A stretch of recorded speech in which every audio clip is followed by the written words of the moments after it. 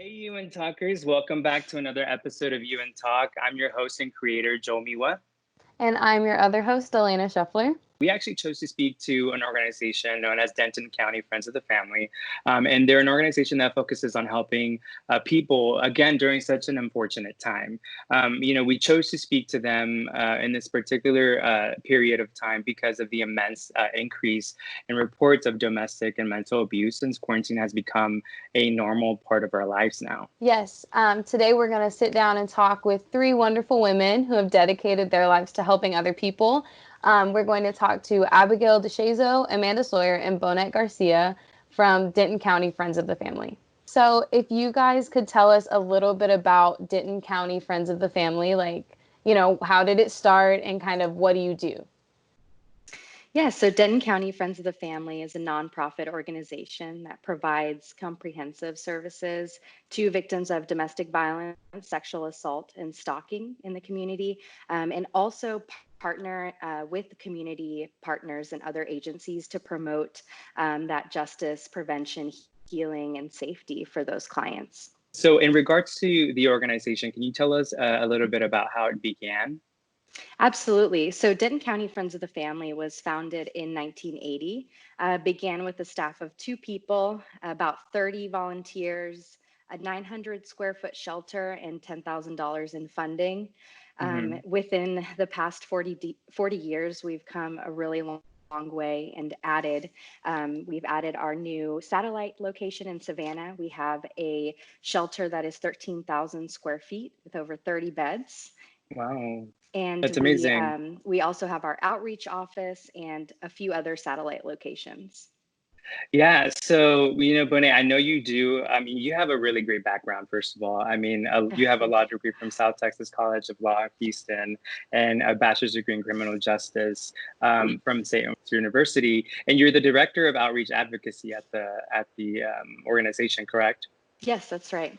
Yeah. So in your bio, I was looking at it and I was like, oh wow. So you do a lot in terms that we can understand. What exactly do you do? Yeah, so my main focus is supervising an amazing team. That begins with 5 advocates at our outreach location. Got Miss Abigail DeShazo, got Daisy Chavez, Constance Coates, and Alicia Cabral. And then I've got one advocate in Savannah, Khadijah Benson.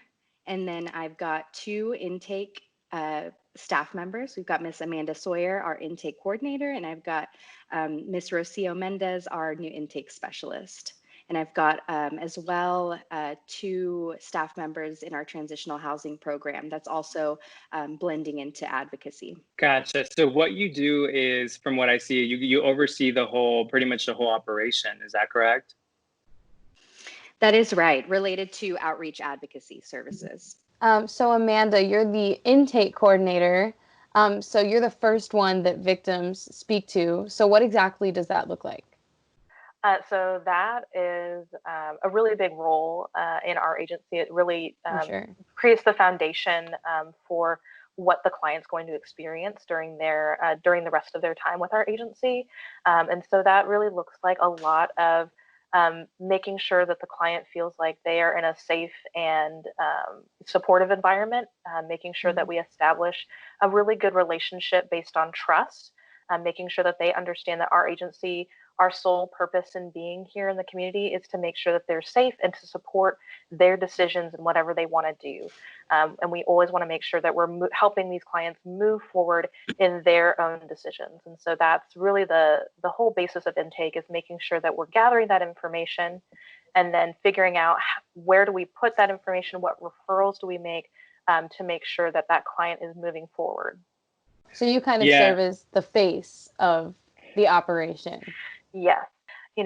Being in Denton and being, in a college town, I am an alum of UNT. And so, some of our clients are, UNT alum or UNT students, and realizing that their lives are not so different than mine, and realizing that, 1 or 2 decisions have made the biggest difference in their life. And that sometimes realizing that really gets to me.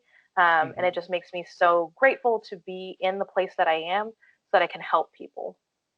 Yeah, I that's awesome. think, yeah, I mean, you mentioned the fact that, a lot of your, the people that you deal with or see on, when they're coming to you for help are UNT alumni or students. And I think that that's so, I mean, from a bigger picture, it's sad to deal with any person who's having to deal with that, right? When you're having to have this kind of conversation with someone who's literally asking you for help. I think it's tragic and sad, period.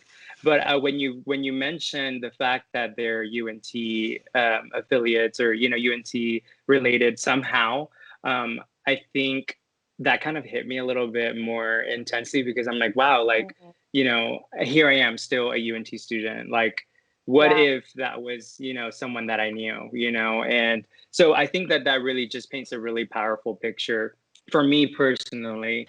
Yeah, so Abigail, you're the victim advocate for the Denton County Friends of the Family. So can you tell us a little bit about what specifically is your role in all of this?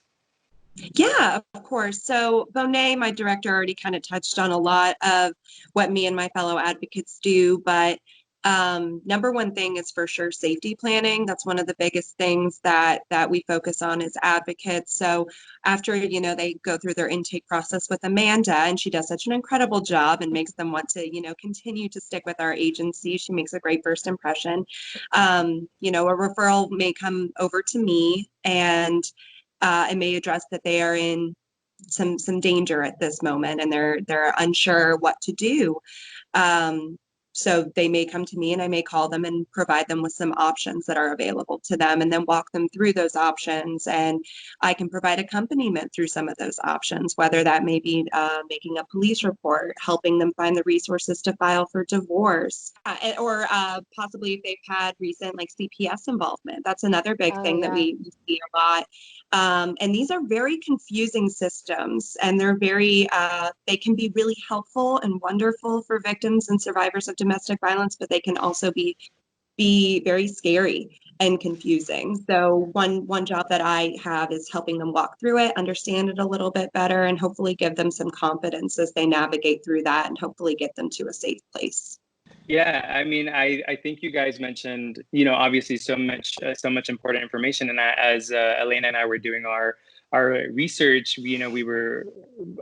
it was overwhelming. There were so many outlets, so much information. And so if I felt kind of overwhelmed when I was looking at all of this stuff, I can imagine how victims feel when they're already having to deal with such a difficult life and situation. And so then they're trying to seek out that help. But then you guys are telling them, well, you have this, as these are all resources that we can use. It can be overwhelming. So I think that part of what you guys do there is definitely so important to victims, because you're literally giving them a step-by-step process of like, hey, we're here for you, and these are our options, and this is what we can do. And when you bring a child into the mix of all that, I mean, like that, I mean, I don't know. It's just, it's a lot. It's a lot. So, I mean, I know that as for mothers out there who need you guys, I can't imagine how thankful they are. So, I mean, really, what you guys do is so incredible. And I wanted to touch on, what's been going on with the pandemic. And the reason why I think it's so important to discuss this is because of everything that's been going on surrounding it, right? In a sense, all of these, resources that you provide for people, for victims, essentially are being cut away, they're cutting away safety nets because of the pandemic. And so what is already a lonely experience for so many people becomes an isolation that intensifies in so many ways. What do you guys have to say in regards to the pandemic, and how has that influenced your organization since? Well, our organization is fully operational. Our emergency shelter is fully operational and taking in new clients. We have transferred all of our services to remote platforms. All advocacy services are being done over the phone. We're doing legal consults over the phone, over video. We're using the Zoom platform a lot with a lot of our services. We also have now a text to the crisis line that's available And so clients are able to really access us in many different ways. That's Okay, yeah, and I know that that you guys are considered an essential need. So that's definitely a great thing. Have you seen victims coming to you guys, basically telling you that they're the person who's are they using COVID-19 as like a form of a weapon to kind of excuse and to help and isolate and place victims onto like blame onto victims because of it? Yes, very much so. I've had a lot of clients who are currently going through the separation process. Maybe they filed for divorce, or maybe they have safely been able to exit the home. But now these abusers are using this as a tool to bring them back in, saying things like, well, you were laid off from your job. You don't have a job right now. Or, well, how else am I going to see my kids? It's not like we can go hang out at the park, like everywhere's closed. So it would just be a lot easier if you came home.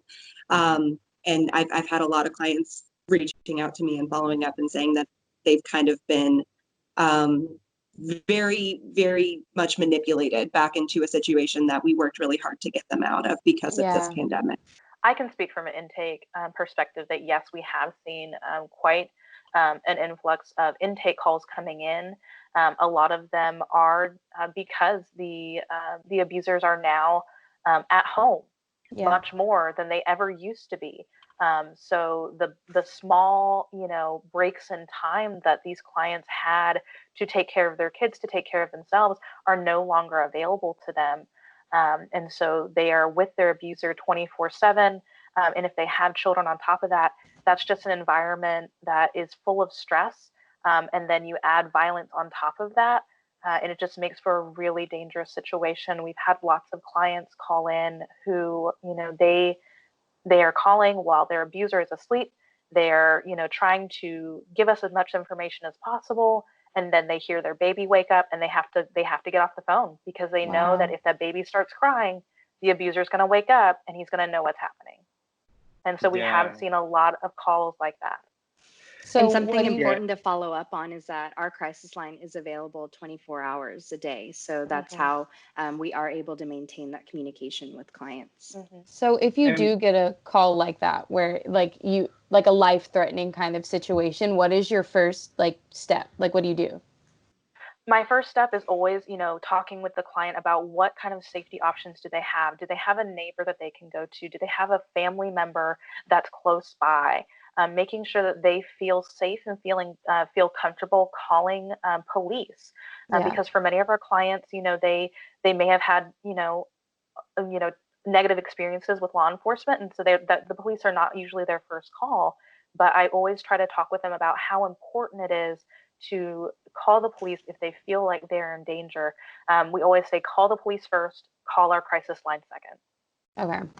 So, but in a situation like that, I think about it to myself, and obviously there's a big fear to do that, to call you to begin with, let alone calling an actual, I guess, law enforcement, So if I were to put myself in that kind of situation, which it's impossible to even imagine, but, I feel like most of your, victims, wouldn't they kind of struggle with calling law enforcement to begin with? Because, calling you first is difficult enough, don't you think? Yes, and there's definitely some hesitation from clients, but that's also part of our role, as an agency, is educating our clients on the importance of law enforcement and what the role that they play in helping them get to safety. Because law enforcement is really important. They do a tremendous amount for our clients in terms of keeping these abusers accountable within the eyes of the law. And it's so important for us as an agency to just reinforce that with our clients, that yes, they may have had negative experiences in the past, but they are important. And I know our agency is, working with law enforcement to build those relationships so that we can all work to make these clients safe. So you mentioned stalking is also one of the things that you guys deal with. How does that look different than someone living with their abuser? I would say, for me personally, what I most commonly see is that at the point of separation is when the stalking behavior really starts to peak. Okay. Or when they feel that there's starting to be some kind of separation, maybe she's becoming more independent, she's got her own job, she's becoming more confident. That's when they really start to sink their claws in and be like, okay, well, where are you going? What are you doing? And they start to kind of spiral.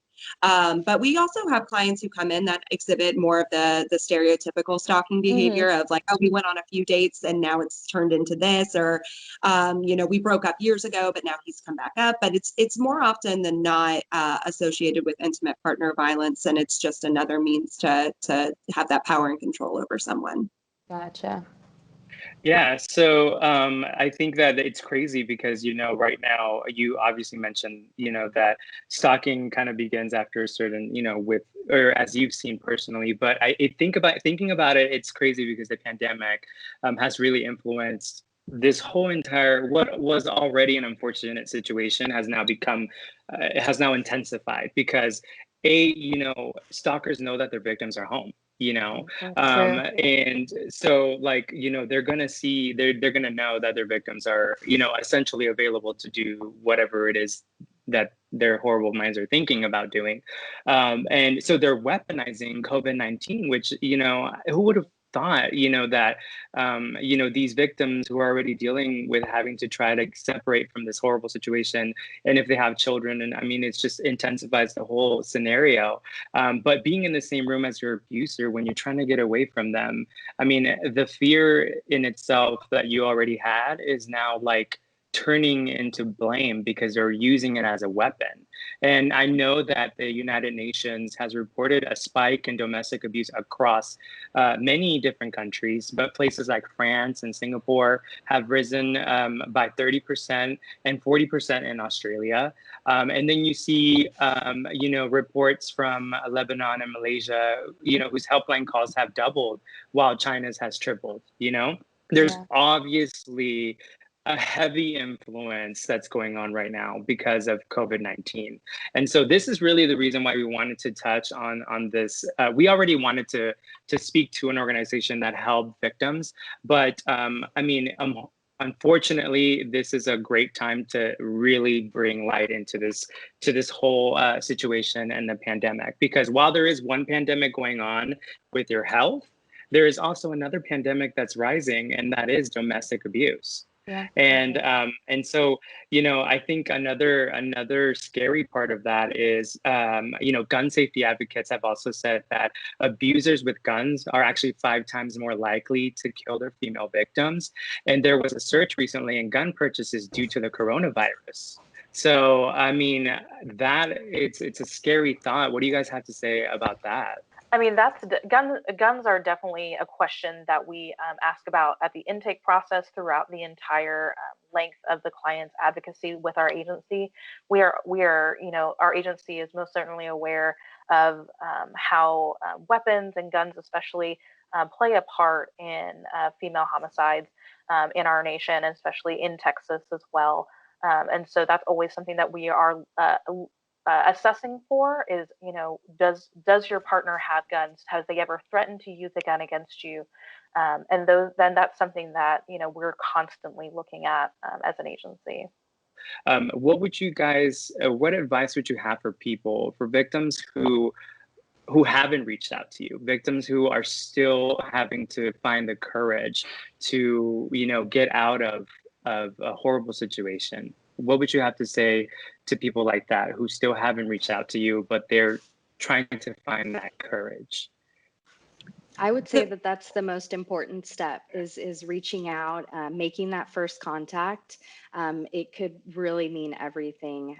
Getting the information to really be able to help you in your situation, and getting those options and really those resources to help you get out of that situation. And to add on to that, I would first off want to say, if you're not ready, that's okay.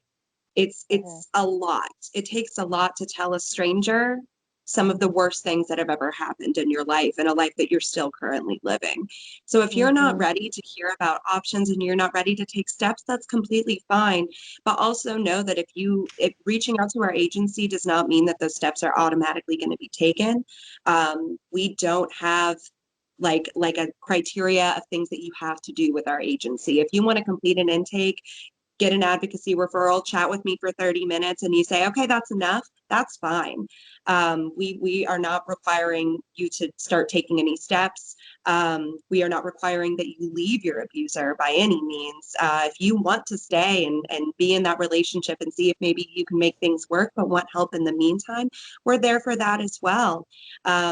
Just want people to know that we're here to provide options. No matter what stage you are in wanting to leave, wanting to stay, wanting to make a change, you're scared, you're not scared. Maybe your situation isn't very lethal, but you still just feel uneasy. We're here for it all. Yeah, I mean, you call, you want comfort, maybe you need advice, or you need time to think it over.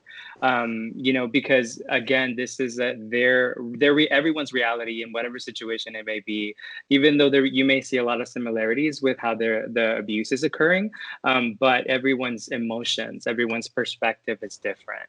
And so I think that you brought up a really valid point, and I really commend the fact that you guys voice it, because I think it's so important. Sometimes you feel the pressure to just have to make a choice, but the reality is that you don't.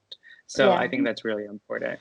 Well, and I think it's important, to remember that, like, obviously you guys know this, but it's like people don't just start dating someone and fall in love with someone who's abusing them. I feel like it's kind of a gradual thing. And so you already have these feelings for this person, and then, you're not only changing your whole life, but you're losing the person that you've loved for a long time.